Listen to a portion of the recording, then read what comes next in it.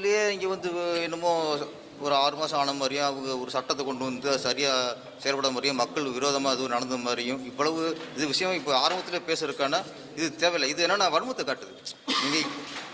நீங்கள் உங்கள் பாரம்பரிய மாதிரி இல்லை.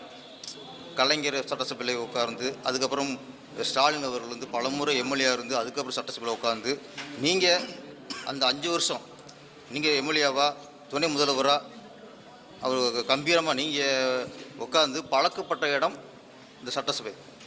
ஆனால் விஜய் சாருக்கு இதுவரைக்கும் எந்த முதல்வருக்கு இல்லாத அளவுக்கு இது புதுசு. இடமும் புதுசு, சபையும் புதுசு, அனுபவம் புதுசு.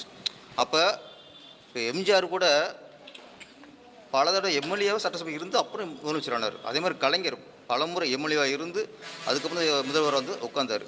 ஜெயலலிதா மேடம் அப்படித்தான் பலமுறை சட்டசபையில் எம்எல்ஏவாக இருந்து அந்த சபை என்ன அந்த இடமெல்லாம் பழகி போய் அப்புறம் தான் முதல்வர் ஆனாங்க. இதில் விஜய் சார் முதல் முறையாக சட்டசபைக்குள்ள ஃபஸ்ட்டு இப்போ தான் உள்ளே போகிறாரு.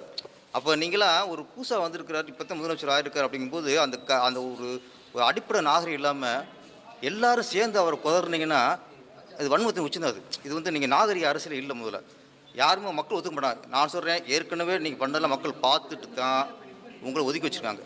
திருப்பி அதே மாதிரி பழைய எப்போ உள்ள அரசியல் மாதிரியே சட்டசபைனா சண்டை போடுறது, கிண்டல் பண்ணுறது, கேலி பண்ணுறது, அதை கொஞ்சம் குறைச்சிக்கலாம். நீங்கள்